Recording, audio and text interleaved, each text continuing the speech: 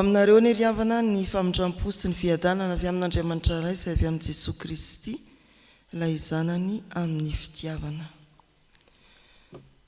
Manohy ny maraim-baovao isika rehefa ny atokely afakomaly sy omaly ary dia tonga amin'izao alarobia fa 12 ny volana May taona 2024 izao. Ny salamo fa 7:20 no vakitsika hiderana amin'ny tompo.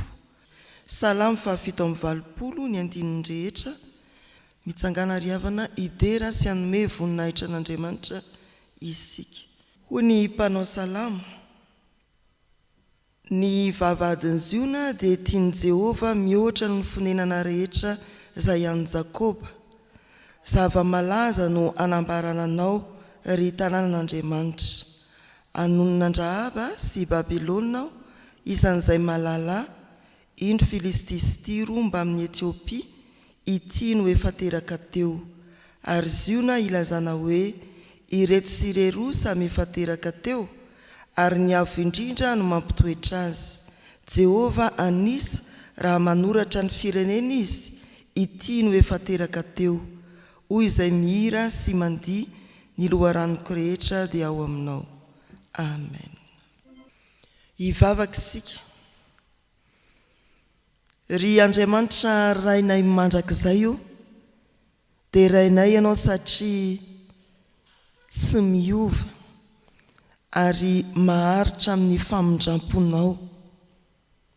Misaotra anao no itony tempolinao masina itony, itondranao anay avy any amin'ny fahababony izao tontolo izao, ary sitrakao ahaterahana anay indray ao aminao.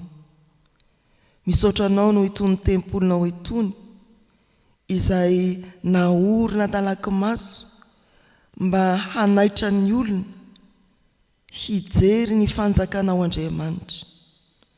Misaotra anao no itony tempolinao itony izay idiranay ankalalahana iomananay amin'ny fanjakanao Andriamanitra mandrakizay. Andrenesanay ny teninao, hanadio anay ary hanafaka anay amin'ny zavatra rehetra tsy araka ny sitraponao. Ankehitriny Tompo, avaoziorina marina aty anatinay ny fanahinao masina, ary avaozy koa ny famindramponao aminay. Dia aoka izany fanahinao masina izany no hitarika anay amin'ny zavatra rehetra atao eto, hampandrianay indray ny sitraponao mba hizoranay, ka ho fanilo ny tongotray sy ho fanazavana ny lalànay tokoa ny teninao. Amin'ny anaran'i Jesosy Kristy. Amen. Araka ny fandaharana mofinaina riavana dia ny Jaona 7:1 hatramin'ny 9 no anjarantsika fiangonana amin'ity anio ity. Jaona 7:1 hatramin'ny 9. Anaraka ny vakan'ny soratra masina amin'ny anaran'ny Tompo ianareo. Ary nisy fariseo anankiray atao hoe Nikodemosy, mpanapaka tamin'ny Jiosy. Izy nakao amin'i Jesosy no nialina ka nanao taminy hoe: Rabi, fantatray fa mpampianatra avy amin'Andriamanitra ianao, fa tsy misy olona mahay manao izao famantarana ataonao izao raha tsy Andriamanitra no momba azy. Jesosy namaly ka nanao taminy hoe: lazaiko aminao marina dia marina tokoa, raha tsy hateraka indray ny olona dia tsy mahazo mahita ny fanjakan'Andriamanitra. Hoy Nikodemosy taminy: ataon'ny olona ahoana no hateraka rehefa lehibe? Moa mahazo miditra ny ankibon-dreniny indray va izy ka hateraka? Jesosy namaly hoe: lazaiko aminao marina dia marina tokoa, raha misy olona tsy hateraka ny rano sy ny fanahy dia tsy mahazo miditra ny fanjakan'Andriamanitra izy. Izay hateraka ny nofo dia nofo, ary izay hateraka ny fanahy dia fanahy. Aza gaga no nilazako taminao hoe tsy maintsy hateraka indray ianareo. Ny rivotra mitsoka amin'izay tiany, ary renao ny feony, nefa tsy fantatrao izay hiaviany na izay alehany. Dia tahaka izany izay rehetra hateraka ny fanahy. Amen. Ray masonao manamasinana amin'ny fahamarinana, ny teninao no fahamarinana. Amen. Perikopa efa tamin'ny alahady zao manoloana antsika zao ry havana. Ary horaisitsika ny Jaona 7:7. Antsika izay mianatra manao tsenjery soratra masina dia mora tadidy zany ilay hoe raha tsy ateraka indray ianareo dia ny olona dia tsy mahazo mahita ny fanjakan'Andriamanitra. Jaona 3:3. Tadidy tsara misy azy a. Jaona 7:7. Jesosy namaly ka nanao taminy hoe lazaiko aminao marina dia marina tokoa, raha tsy ateraka indray ny olona dia tsy mahazo mahita ny fanjakan'Andriamanitra. Ery amin'ny vodipeja eo amin'ny taremarika kely anankiray dia misy hoe ateraka avy any ambony.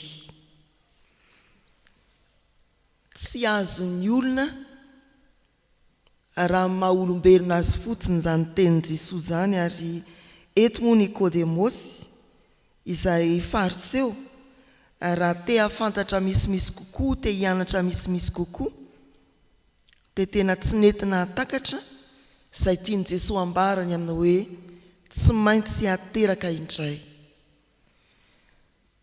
Mampahery antsika hanomboka zava-baovao na hiova ny fanahy masina. Mampahery antsika hiova ny fanahy masina. Eo amin'ny andininy fahaenina izay ateraky ny nofo dia nofo, izay ateraky ny fanahy dia ny fanahy. Azagaga no nilazako taminao hoe tsy maintsy ateraka indray ianareo. Mampahery anao hiova ny fanahy masina. Voalohany, anomboka zavatra vaovao. Ny faharoa, hijery zavatra vaovao. Ary ny fahatelo, anaiky fahefana vaovao. Mampahery anao hiova ny fanahy masina, mampahery anao hanomboka zavatra vaovao izy. Ateraka indray. Ny hoe ateraka indray dia fiovana karazana mihitsy raha ny voambolana. Fiovana firazanana, fangalana fizina vaovao. Tena izay mihitsy. Tovitovy fototra amin'ny hoe Genesisy ihany, fiandohana. Fiovana razana, fiovana karazana, fidirana amin'ny fizina vaovao. Ateraka avy any ambony. Ary manamafy amin'ny fanazavana i Jesosy eo amin'ny andininy 5, lazaiko aminareo marina dia marina tokoa, raha misy olona tsy ateraky ny rano sy ny fanahy, tsy mahazo miditra amin'ny fanjakan'Andriamanitra izy. Ateraka indray. Nikodemosy dia nihevitra ary nilaza any Jesosy ho mpampianatra mahay, dokotera, mpampianatra ambony amin'ny fahaizana, afaka ampianatra. Te hitombo amin'ny fahalalana izy. Fa ny fidirana na ny fahitana ny fanjakan'Andriamanitra tsy fahalalana fotsiny any Jesosy, fa fanekena ateraka indray ao amin'ny Jesosy Kristy. Dia ampatsivina antsika eto zany Jaona 1:12 izay efa averimberina amintsika mandrakariva ny hoe izay rehetra nandray azy dia nomeny hery ho tonga zanak'Andriamanitra dia izay mino ny anarany. Mino any Jesosy Kristy, mandray any Jesosy Kristy. Efa teny izany ve ianao? Ny Romanina 5:9 dia misy filazana koa manao hoe izay tarihan'ny fanahin'Andriamanitra no zanak'Andriamanitra. Izany ry havana no famaritana ny fahaterahana indray. Ny fahaterahana indray, finonany Jesosy Kristy. Ny fahaterahana indray, fandraisanao ny fitarihan'ny fanahin'Andriamanitra. Izay tarihan'ny fanahin'Andriamanitra no zanak'Andriamanitra. ny Jaona toko 2:12 sy ny Romanina toko 9:7 dia mitarika antsika amin'izany atao hoe fahateraham-baovao, fanombohana zavatra vaovao, fanekena handray karazana vaovao, hiova firazanana zanak'Andriamanitra. Mahasarotiny zanak'olombelona izany hoe izy ianao, avy aiza ianao, tanindrazanao, firazananao, olo-pirenena inona ianao. Fa mahasarotiny an'Andriamanitra koa ka hiteny anao hoe tsy maintsy ateraka indray. Ny amalinao ny fanontaniana hoe iza marina ianao. Efa tena zanak'Andriamanitra ve ianao? Efa tena nateraka indray tamin'ny finoanan'i Jesosy ve ianao? Efa notarihan'ny fanahin'Andriamanitra ho amin'ny fahateraham-baovao ve ianao? Ry havana malala rehetra ao amin'ny tompo, tsy hoe mahafantatra fotsiny an'i Jesosy isika, fa mino an'i Jesosy eo ambany fitarihan'ny fanahy masina, izay ilay ateraka indray ary ahita ny fanjakan'Andriamanitra. Jesosy Kristy fiainam-baovao anao isika amin'ny fitoriana ny filazantsara dia mangala firazanana vaovao, fizina vaovao, karazana vaovao ao amin'i Jesosy Kristy, fa izany ihany no afaka ahita ny fanjakan'Andriamanitra. Fa amin'izao soratra masin'izao koa dia manambara i Jesosy mitaona antsika, mampahiry antsika hijery zavatra vaovao, dia ny fanjakan'Andriamanitra. Raha tsy ateraka indray ny olona, tsy mahazo mahita ny fanjakan'Andriamanitra. Raha tsy ateraka indray ny olona, tsy mahazo mahita ny fanjakan'Andriamanitra. Fanjakan'Andriamanitra dia mampitsimbadika ny fiainantsika amin'ny fanjakana ianantsika ety anivon'izao tontolo izao. Ety amin'izao tontolo izao isika dia malahelo fa ao amin'ny fanjakan'Andriamanitra ny alahelo mody fifaliana. Ety amin'izao tontolo izao ny lehibe mampanompo antsika, fa ao amin'ny fanjakan'Andriamanitra ny lehibe no mpanompony izy rehetra. Ety amin'izao tontolo izao ny fanamelohana mandetika ampangaina amin'ny tsirariny azy, fa ao amin'ny fanjakan'Andriamanitra ny fanamelohana dia mody fanamarinana. Ao amin'ny fanjakan'Andriamanitra ny misaritaka tonga milamina, ao amin'ny fanjakan'Andriamanitra ny mpifahavalo tonga mihavana. Izany no hitantsika ao amin'ny fanjakan'Andriamanitra, hisariana antsika hanana fijery vaovao. Rehefa nateraka indray isika dia mahita an'izany karazana fiainana ao amin'ny fanjakan'Andriamanitra izany. Ny famelan-keloka, ny fanamarinana fa tsy fiampangana, ny fifaliana fa tsy alahelo, ny filaminana fa tsy ny fisavoritahana, ny fihavanana fa tsy ny fifandrafiana. Izany ny fiainana ao amin'ny fanjakan'Andriamanitra ry havana. Isika dia mpivavaka fa tsy mahita fa tsy ny tontolo ny ady, tsy mahita fa tsy ny alahelo, ny fahoriana. Mpivavaka fa mpanao didiny besandry, tsy mitsimbina izay eo ambany fifehezanao, fa satria manana fahefana ianao dia amparinao izany fahefana izany ka ataonao tsinotsinona na ny lalàna mifehy ny tany sy ny fanjakana entinao azy.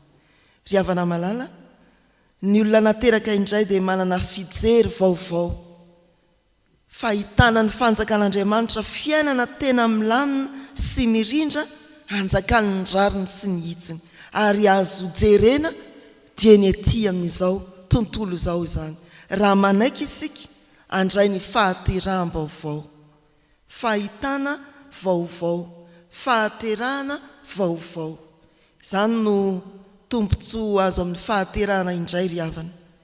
Ny fahatelo mampahiry antsika ny fanahy masina, anaiky fahefana vaovao. Raha miteny hoe fanjakan'Andriamanitra dia milaza koa fahefana izany. Tsy hoe ilay fifaliana, ilay fahamarinana, ilay fiadanana sy fitoniana fotsiny, fa mampahery antsika koa ny fanahy masina, anaiky ny fahefan'Andriamanitra, ny tanan'Andriamanitra mipetraka eo ambonitsika, tsy miahy ihany fa mampitandrina antsika koa ny sitrapony.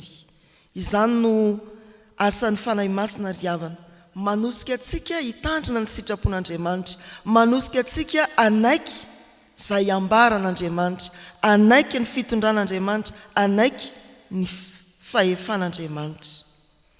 Ny olona tsy nateraka indray na miditra am-piangonana izay dia toy ny olona mitazan-davitra fa tsy miditra lalina.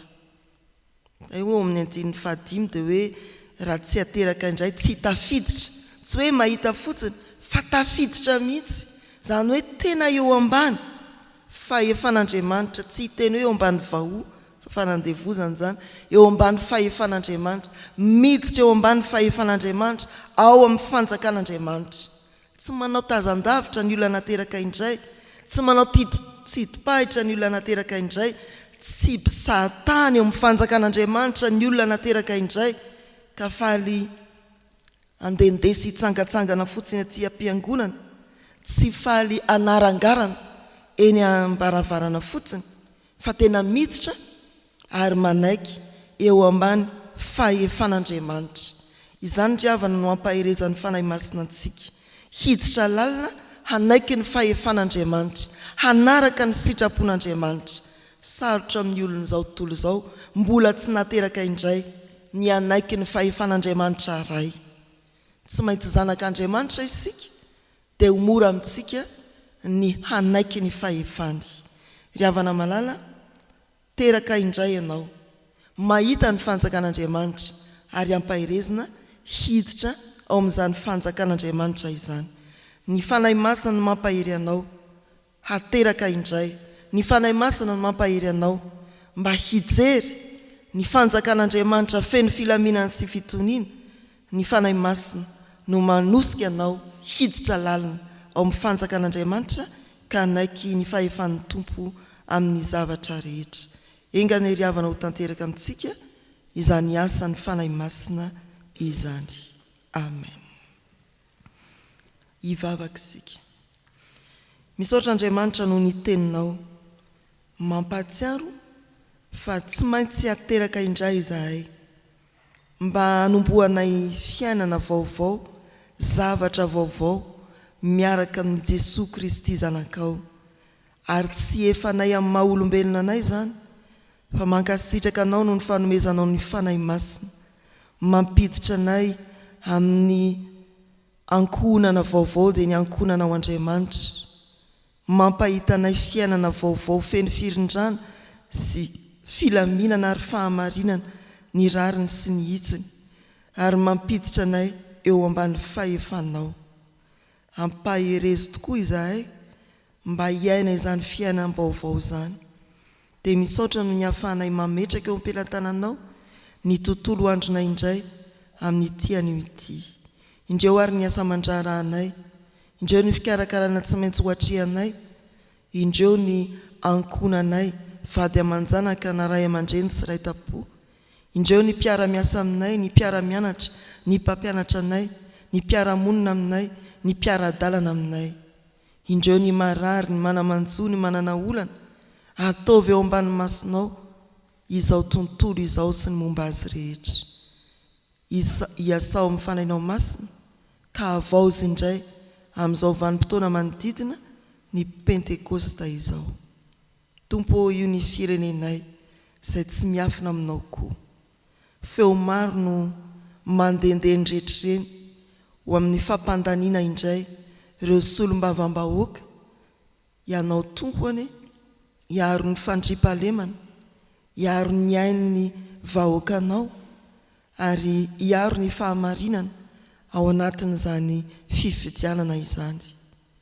Io tompo ny fiangonanao manerana ny tany, efa novidianao tamin'ny rany Kristy, tehirizo, ampaherezo koa mba hajoro ho vavolombelonao. Ho an'ny fiangonan'i Jesosy Kristy eto Madagasikara, dia mivavaka aminao izahay amin'ireo asa maro ilofosany, ny amin'ny lafin'ny fanabeazana, ny amin'ny lafin'ny fandraharana ho fampidiram-bola enti-mitory ny filazantsaranao, ny amin'ny lafin'ny fitazam-panahy indrindra, hampaherezana sy andrisihana ny olona anatin'ny azakazaka masina, tetika asa samihafa. Amin'izany rehetra izany Andriamanitra, dia ataovy manan-karena fanahy masina ny fiangonan'i Jesosy Kristy eto Madagasikara. Ary fehezinay ny vavakay amin'ny nampianarinao manao hoe rainay izay ny an-danitra. Ho amasinina ane ny anaranao, ho tonga ane ny fanjakanao, atao ane ny sitraponao ety an-tany ho tahaka ny an-danitra. Meo anay an'io izay nasahaza ao anay, ary mamela ny elokay tahaka ny namelanay izay meloka taminay. Aza mitondra anay amin'ny fakapana, manafahanay amin'ny ratsy. Anao ny fanjakana sy ny hery, ary ny voninahitra mandrakizay. Amen. Mitsangana hijoro vavolombelona isika hanonana ny fanekempinoana laharana voalohany. Mino an'Andriamanitra raitsi-to mpanao ny lanitra sy ny tany aho, ary mino an' Jesosy Kristy zanan'ilay tokana tompontsika, izay nitorotoroana tamin'ny fanahy masina, nateraka Maria Virjiny, nijaly anapaka Pontio Pilato, nombona tamin'ny hazofijaliana, maty ka nalevina, nidina tany amin'ny fiaina tsy hita, nitsangana tamin'ny maty tamin'ny andro fahatelo, niakatra ho any an-danitra, nipetraka eo kavanan'Andriamanitra raitsi-to, avy any evy ny tsara ny velona sy ny maty. Mino ny fanahy masina aho, fiangonana masina maneran'izao tontolo izao, fiombona ny olona masina, ny famelan-keloka, fitsanganan'ny tena maty, ary ny fiainana mandrakizay. Amen. Raiso amin'ny fankasitrahana ary ny tsodranotononona amin'ny anaran'ny Tompo. Ho aminareo ny fahasoavana sy ny fiadanana avy amin'Andriamanitra raintsika sy Jesosy Kristy Tompo, ary ny hery sy ny fampiraisana amin'ny fanahy masina. Mandiana amin'ny fifalian'ny Tompontsika. Amen. Ho an'Andriamanitra irery ihany ane ny voninahitra, amin'ny anaran'ny Ray sy ny Zanaka ary ny fanahy masina. Amen.